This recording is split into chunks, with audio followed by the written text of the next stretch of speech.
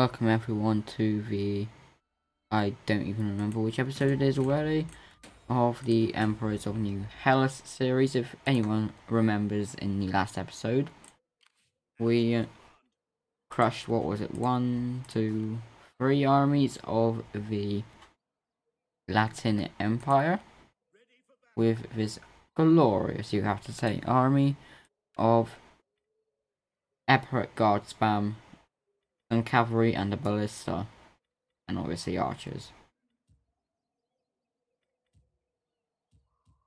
And meanwhile, our homeland is, well, let's just say, rurally in the north, extremely unruly in the south.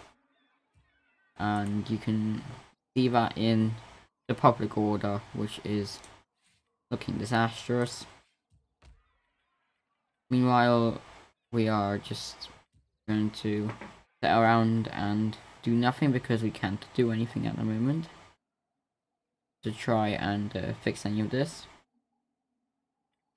We can build a stone quarry here, and we just need to hope that this army does not get attacked, because it's extremely weak.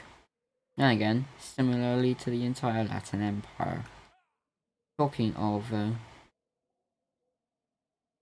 it's difficult to distinguish which one's which here. Anyway, enough about that. Let's end the turn and see what is going to occur in the next turn of this game. And seemingly the Hungarians are missing a part of the map because they've apparently forgotten where they're meant to go crusade. And by the way, that is Egypt. Meanwhile, everybody else is just doing unknown things. You get a new faction apparently, Iranian pretenders, and we get apparently some religious request. Don't know why this would be important. Apparently, it isn't. But we want to assassinate the following character.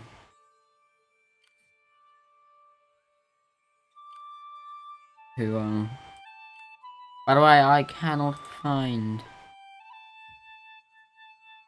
Maybe he is somewhere here. And Constantinople is being besieged. It's most likely going to fall. I guess we know who we're going to war against, at least.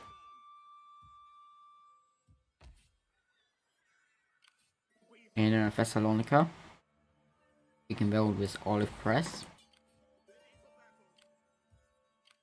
And begin exchanging artillery piece, which we don't need at all. And we can send this force to Dyrrhachium and keep this force in Thessalonica, as well as maybe giving them a few extra units, but no use for that at the moment.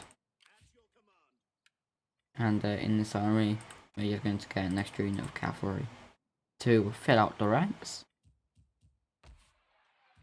And don't know exactly what we could get. Here, I'll just check. And really, the other units that we could get aren't really that great, as it turns out. We are building everywhere in the Empire, or Empire, if you are to name it by name. Although I'm not really quite an empire myself. Our governor here gets an extra 2 traits, and that's just going to go into making the populace happy and making the money flowing a little bit better. Meanwhile, I guess we need to go to war with those damned Bulgarians, because if they take Constantinople, we cannot reform the Byzantines. And they actually offer us a good chunk of money to join a war we don't want to join at the moment, because we're trying to replenish our armies, as shown. A Croatian army is sitting in front of Mistras as if it wants to attack it as well. So, shall we raise suspicions? I don't know. I really don't know. And otherwise, not much happening. And that's pretty expected. It's a region of 3 nations constantly at war with each other, so I mean, don't think you could expect anything more interesting or less interesting. Going to get some effort guard here and just build this army up while we still can, and while we are still trying to rebuild after that grand old battle that we had beforehand. It was very difficult for me to win, I'll have to say that. Meanwhile, nobody is doing anything. The Latins just seem to have a bunch of broken down armies all over the place. Now the Serbs are walking up to Thessalonica because reasons that I seriously don't know and don't want to question.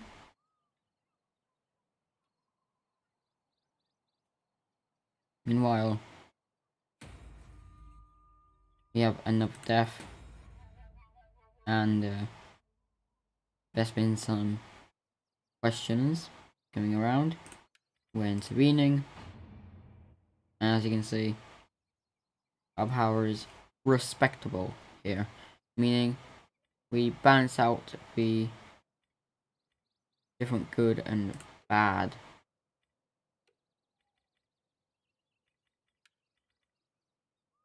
situations for us.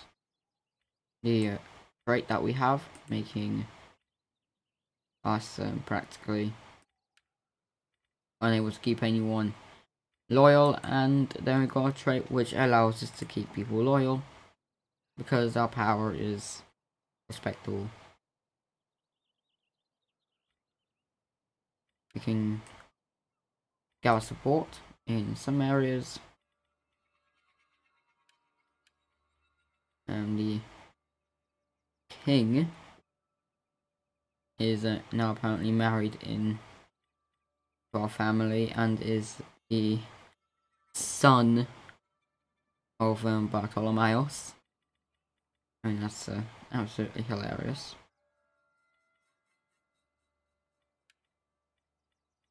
Thinking they're only 1 year apart, so I see it very stupid. Not gonna ever occur. And Constantinople, yeah, that siege didn't seem to go too well, Bulgaria. It seems to have actually some blessed how repelled the enemy. And you know, we're currently in a pretty good spot. Why not try and push that situation forward further, eh? How do I win a huge food shortage down here in the south, so yikes. Maybe we can fix it by just not taxing them. I don't know. Anyway, that's a mess, and we'll have to fix that. And maybe by eliminating something that take food or something like that. At this point, I am seriously unsure. Meanwhile, don't know what's going on in the rest of Europe, and I'm not willing to without Constantinople. Just send an army over there to check. Probably the English have went and tried to show their prestige against the French, and the Holy Romans are blowing up, just like they always do, due to all their bloody Sassanid-like numbers of puppet states. Anyone who's ever played Attila will get that reference pretty easily. And as we approach the next turn, we gain a little bit more control. And now we're just going to sit around and do nothing. Turns out I was correct. The Duchy of Austria is currently at war with the Holy Roman Empire, so a puppet of the Holy Roman Empire went to war with the Holy Roman Empire. Just as expected.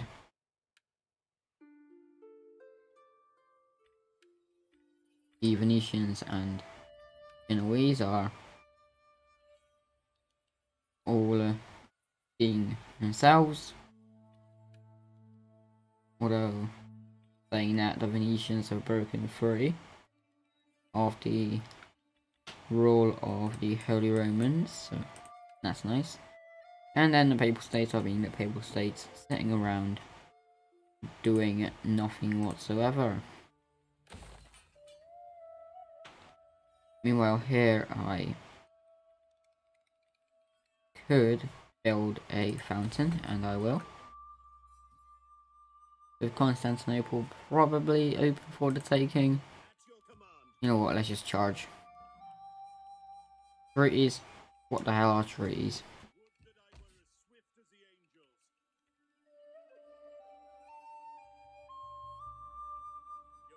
If it allows us to take the holy city of the Orthodox world, then we give no crap about it.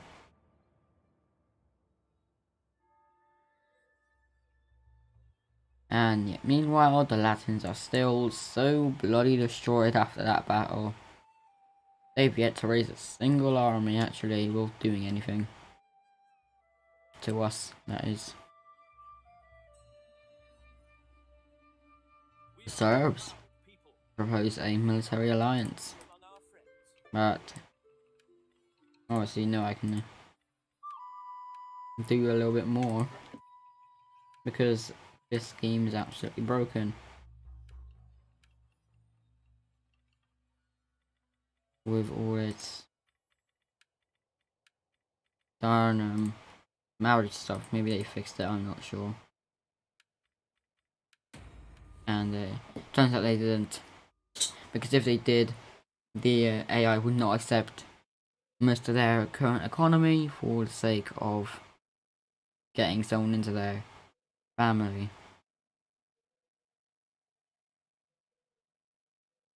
And meanwhile, we can already spot something might be happening in the east. So we're just going to rush all the economic things as quickly as possible. And I guess we can wait this one extra turn. I mean, it wouldn't be an issue waiting one extra turn to get even more stuff to throw at the, who was it, the Latins. Meanwhile, Nicaea has not attacked a single place so far. Or at least I think it hasn't.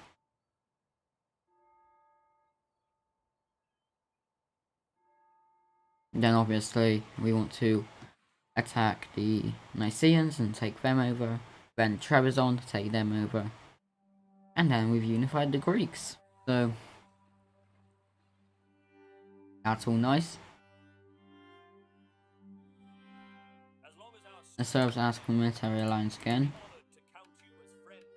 and well, welcome then Ostoka, so we ain't accepting anything like that without taking a bit of cash out of our allies' coffers. I could have went further there, but don't want to break the game too much with all the huge amounts of gold, which by the way seems to be kind of broken as well, as everyone seems to have something similar to the perk of the Eastern Roman Empire, meaning they get extra gold, and when it comes to that alliance with Serbia, well, I had a defensive alliance. What's the point of not expanding that, I guess?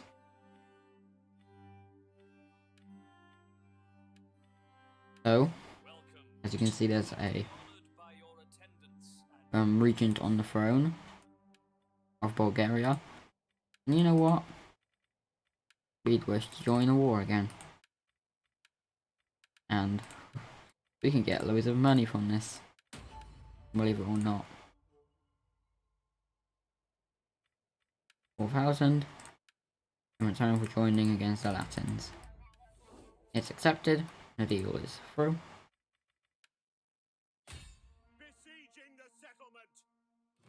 And we are immediately apparently going to lose, which is obviously not true because we're going to just stack army upon army against them. Even this somehow is an enemy advantage battle, even though we could probably just yeet their walls into shreds. That's whatever. The Latins aren't going to build up a huge army of, I don't know, 20 units and rush headfirst at us. That's impossible. They would never do anything like that. They're just too weak to do that, you see. Going to turn a yarn field into wheat fields because it turns out to give us more food. Normally wheat gives us the most food unless it's literally the lowest level of, I think it's 2 lowest levels of fertility. When the Serbs ask us to go against the Ayyubids, we're not going to accept that obviously because we have the time to do that, and the Latins are already starving. What I was going to say beforehand is maybe we will have a challenge dealing with the garrisons of the Latins, but I guess not, as I am tricked by the Latins into thinking they've got loads of food. In fact, a lot of their food was stored at the one city that is being besieged, meaning famine. By the way, if anyone was wondering, our decisions are restore the Byzantine Empire. We just need to own Constantinople. And obviously, you know we're going to do that. All that we need to do is take Philippopolis and then either just take Constantinople or get peace again, get an extra army ready and hit them again. Seems like the Nicaeans are not much better than the Latins when it comes to armies, because they also seem to have close to nothing when it comes to actual military might. At least from what we can see, there's 0 Nicaean full stacks in the area of the Latins. Meanwhile, the attrition hasn't gone to them. And the person leading the garrison is also their king, so 2 birds with 1 stone. That's the saying. I guess that saying's about to be made true.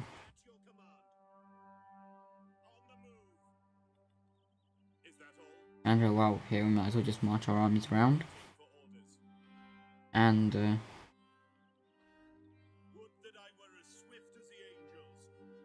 make them our forward scouts.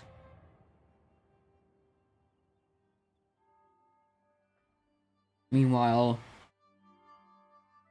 Philippopolis is still under siege. Philippopolis is still going to be under our... Oh, I should have said something else. Philippopolis is at our mercy. That's what I should have said. But whatever, it's ruined now. Rose, which at the start of the campaign is Venetian, is now Nicaean. I have no clue how with their petty armies they could have done that. Maybe it was that full stack at Smyrna. Maybe they have another full stack somewhere. I am not sure. Over here we can get all the important texts. This is getting a little bit more even. Still going to wait a little bit, but I surely wouldn't mind. Just not waiting and attacking straight away. And again, you need to be patient or fail.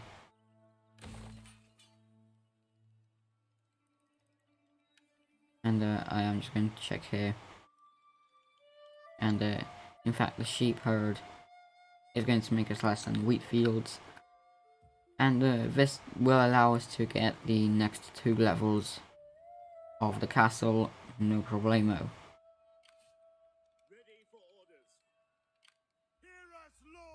Meanwhile, we're just going to keep on besieging them. They have taken all of the possible attrition they could have taken. And we're just going to sit around, do nothing.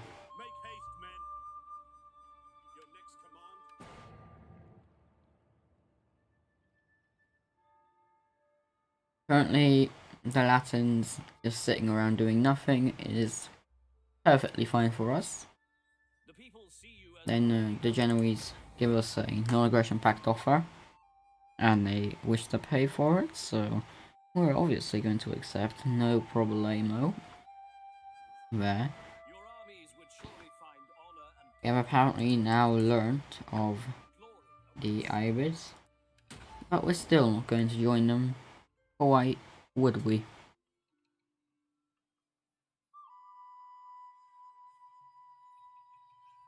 Meanwhile, Nicaeans still haven't done anything to take Cyzicus. So, at any point, we could capture Cyzicus and, you know, just proclaim we're Holy Roman Emperors. Sorry, just Roman Emperors. We could pay for the restoration of the Greek fire, which we still haven't used actually, but we're going to pay for the restoration. We are now with no money. We are still besieging them. And you would think that at this point we should just attack, but there is a Bulgarian full stack and a smaller half stack just waiting now, and I hope to try and get them to join in. Sadly, that might just be impossible.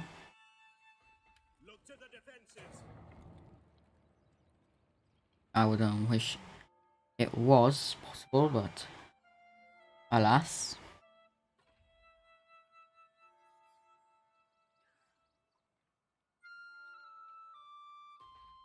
Guess that is just what we'll have to deal with. And Wallachia asks us to join the war against the Cumans, which we are not going to accept. Or why would we? When we're dealing with a threat like the Latins. Absolutely terrible.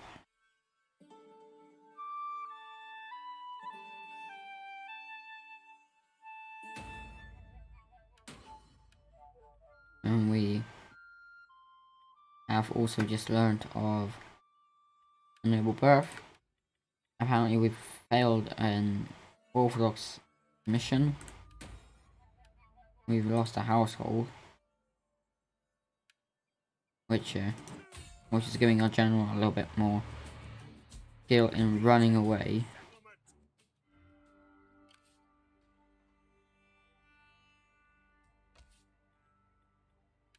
And we can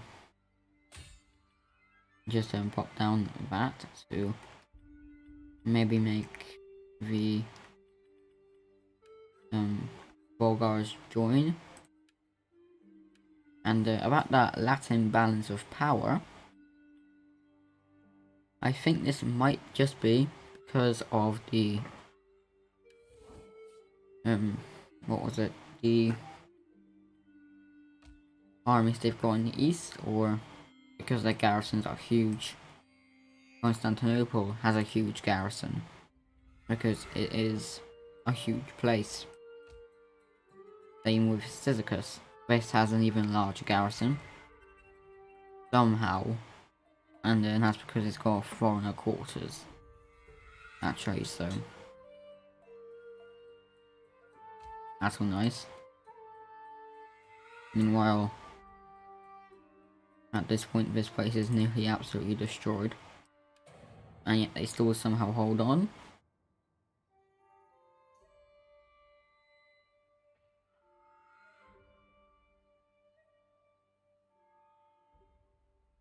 I seriously don't know how, but that's alright. Meanwhile, Bulgaria has agent spammed Constantinople and have got 3 armies doing nothing in Sredets. Sredets? I don't know. We reject another offer of war, and we just aren't doing much at the moment.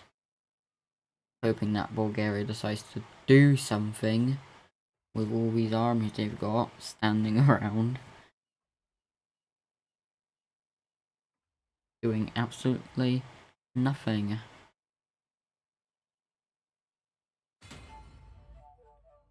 The Austrians were destroyed apparently, and Pelagius has passed away. I mean, we are now missing a governor. What we're going to do is get Marcos over here. Smash him to Thessalonica. We're going to look at the siege. At this point, the walls are getting somewhat damaged, but the Bulgarians are still not moving, and I don't wish to do a siege with those monstrosities in the vicinity of it, i.e. siege towers on the defender side.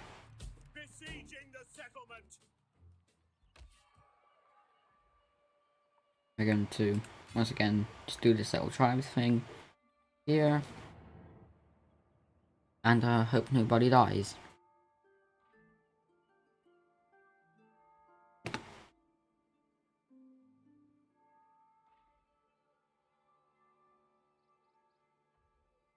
Obviously, we're going to have to actually do something at Philippopolis at some point, but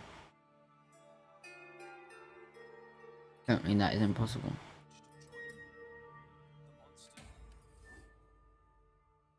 the Latins seem to have moved something up. So, who knows, we might be in a bit of trouble now, but who knows, this might just be another very tiny army. Ready to unite with the bigger lads.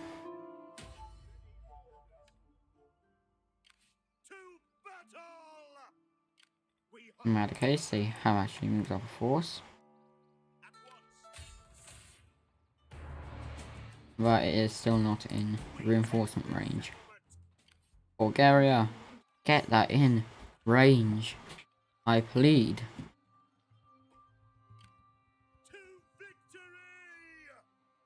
No matter that. We are going in anyway. I'm bored at the moment. We might as well just attack. We are not going to be sitting around doing nothing here because the city's walls are too powerful or something like that. We're going to actually go in there and do something. Because the Bulgarians are apparently way too scared of a garrison army and a small force that probably couldn't take even the smallest garrison city in the game.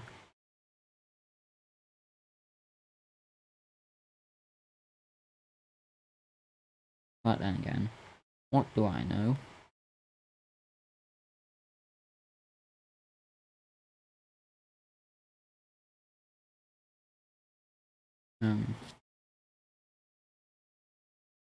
I would like to warn the sieges are extremely long. No matter what total war game you're playing.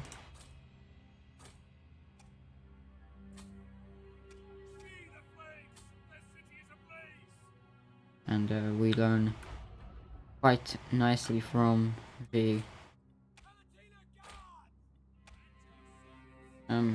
whoever it was that the city's ablaze, which obviously is kind of worthless, but whatever. And I think you know where we're going in. Wrong.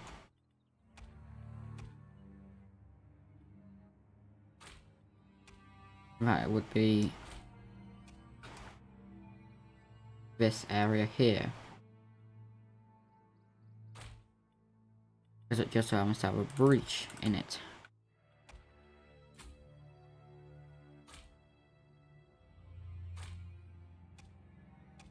And we're just going to drop all our siege equipment and make the attack here. And as the reinforcements are going in from over here, we probably aren't going to need them. We're going to move this army up and park it right in front of the enemy.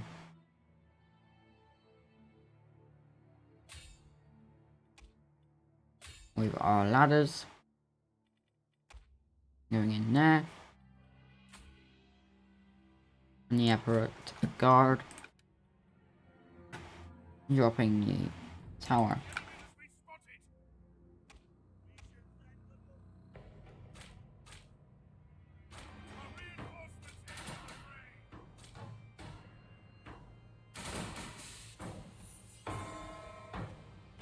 And so we also get reinforcements, which is nice.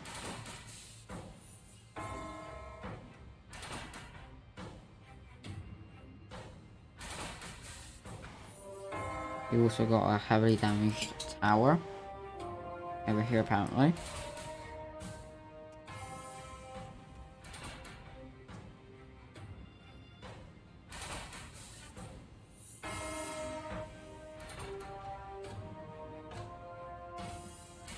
And so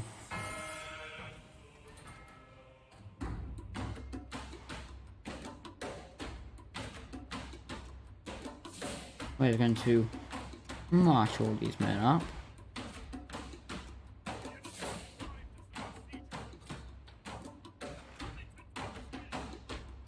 We've just lost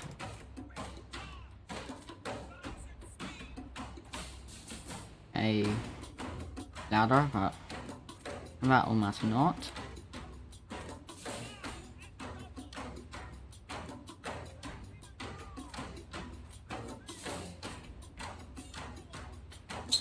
Meanwhile, the cavalry are just sitting around, preparing for the battle.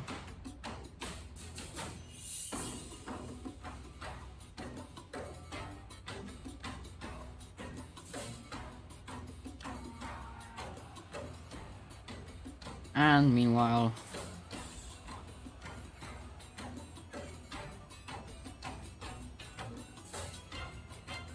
we're just going to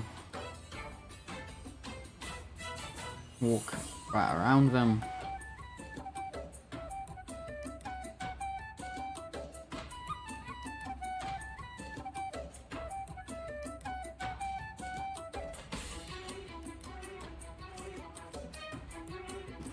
And for some reason, the units have very poor pathfinding when trying to go through the breaches, and they actually prefer going in with somewhere that is not the breach. Anyway, we've got them through.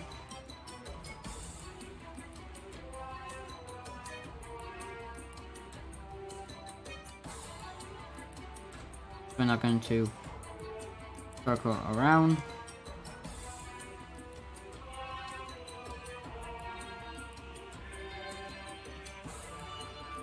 And form somewhat of a defensive line here to stop enemies from attacking.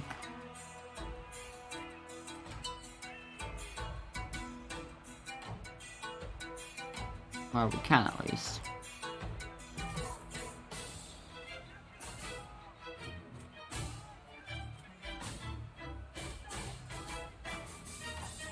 And for some reason the pathfinding has just pushed out.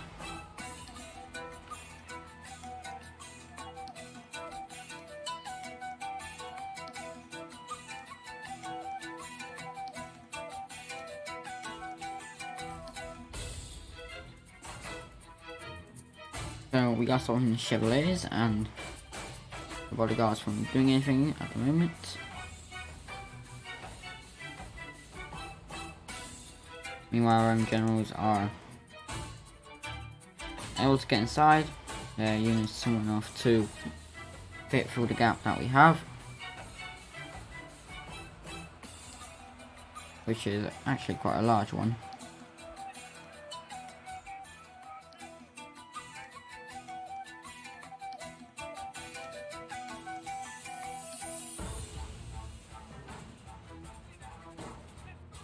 Meanwhile, the enemy cavalry has just smashed into our turret guard, but seemingly it has done little.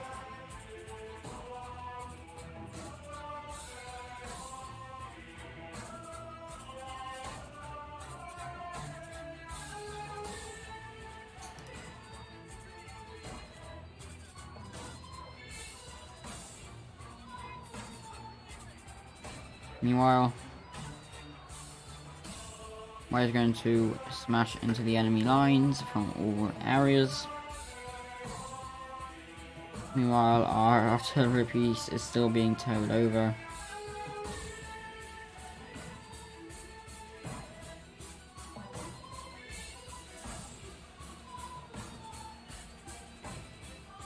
And we're going to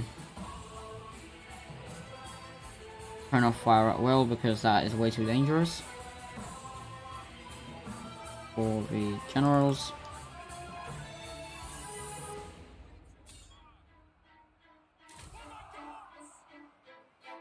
And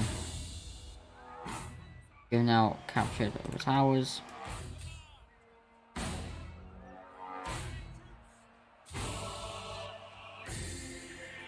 Meanwhile, we're winning on all fronts.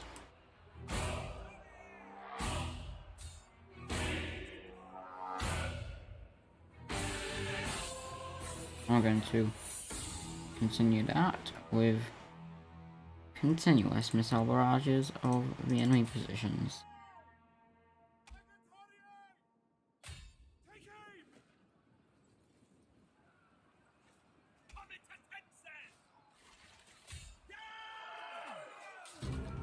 Meanwhile, these 2-foot chevalier is still somehow holding our entire army back.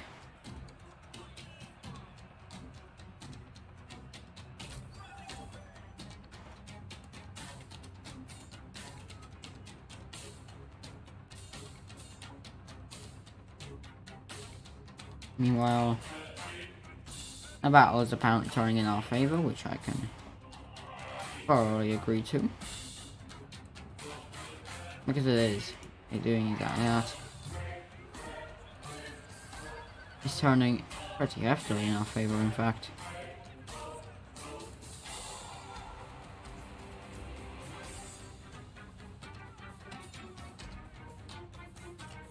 So, we're going to charge our generals out. Or at least our general out, because we wish not for him to die. Or in any case, even get injured.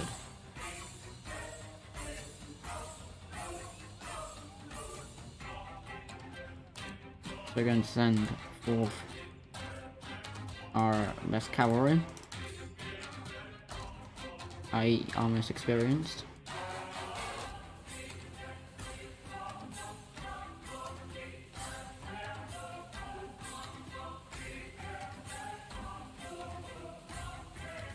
And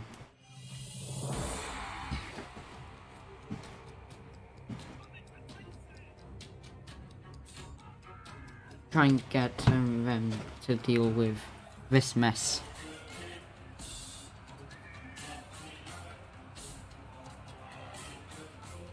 That way is an absolutely terrible mess.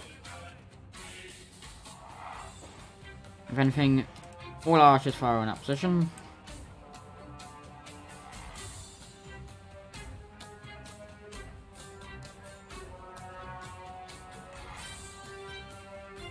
The spearmen militia from that area will be chased by our sword infantry. We don't need sword, we need all the spear infantry we can get to enter the fight there.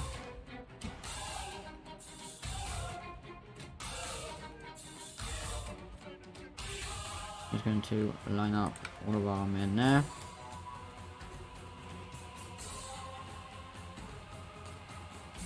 While all of the appropriate swords are just doing nothing.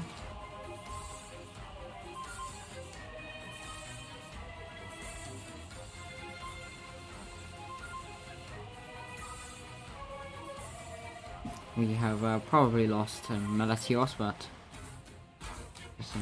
it was just heard. One of our generals has fallen. Luckily it was a general of the lesser army.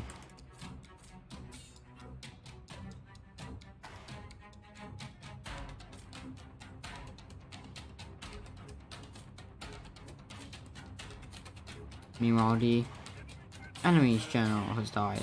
Once again, not really in general.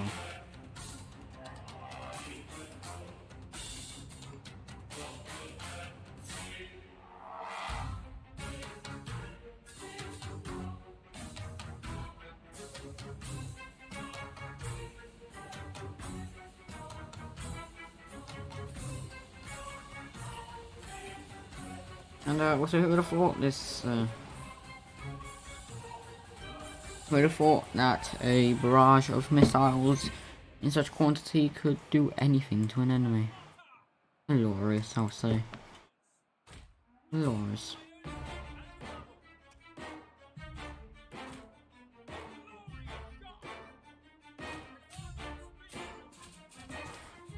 Meanwhile, I'm going to have my troops here take the gatehouse. Not sure which one it is.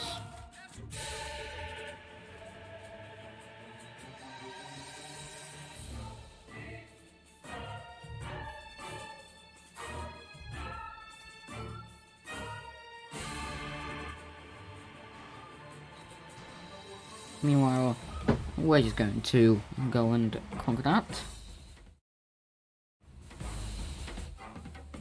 And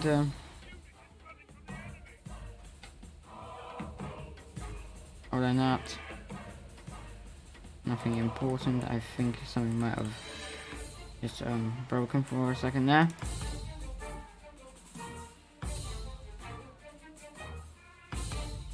And in fact it is still broken. What just occurred?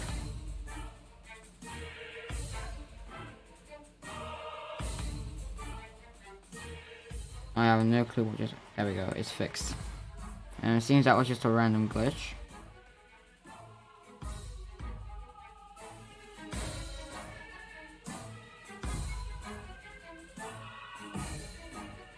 So, that was fixed.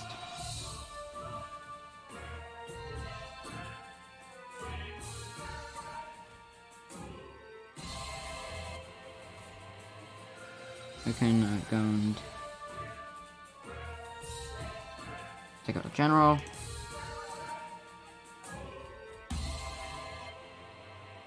Take out the troops.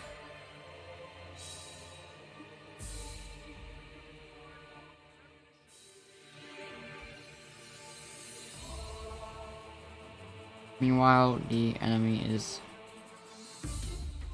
still having issues with arc fire. See, ladies and gentlemen, this is why you use archers and not crossbows.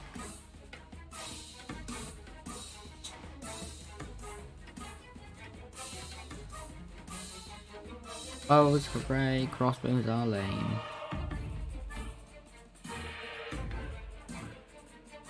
By the way, that's a joke. I know crossbows are a far superior weapon when it comes to pure firepower, but let's be honest, this is a perfect scenario for an army of bowmen.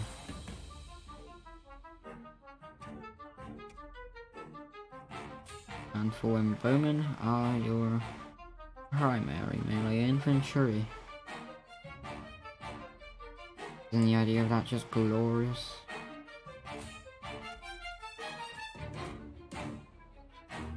Meanwhile, this is just still a slog, an absolute slog, and nothing but a slog. We've fought all that way. In this case, for absolutely nothing.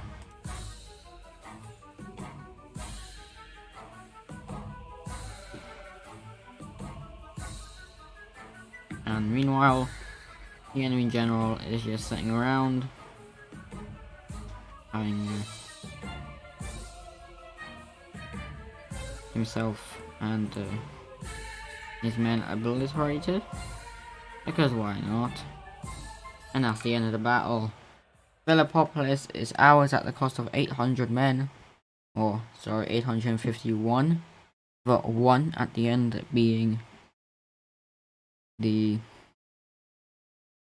I think was our general, not the main general, Dionysios, the other one, the not so useful one. Then again, ladies and gentlemen, we would have avoided all of this if it wasn't for the cowardice of the normally savage Bulgars. When I say savage, I mean they just charge into battle and fear not for their death. And I think that's very worthwhile. We're going to give them Pavlos, but we're not actually going to keep him. We're going to attack this general, or we would if he wasn't so good. But actually, yeah, you know what? Screw this. He is 38. The new general will be 26, much younger, and he gives much better buffs to his army. The other army can now go to Thessalonica, and as you can see, this place is ruined. So we're going to destroy absolutely everything, especially this Jewish community. The siege engineer can actually, well, could actually be used by us if it was not for what it actually is. Because you see, we want the siege half, and what that is when we go into military recruitment, we want a siege engineer in at least one province, because we want to get to the siege workshop, or the engineer workshop, which gives us the flamethrower units, which are the reason that whole event about Greek fire popped up. Anyway, we're now going to end the video. So we just took Philippopolis. Will the Latins even put up resistance if, I don't know, we went and took Constantinople? Will they care if we do anything with their empire? Will they care if we proclaim ourselves the real sons of the Byzantine emperors? Well, we shall be seeing their answer, hopefully at least, in the next episode of Emperors of New Hellas.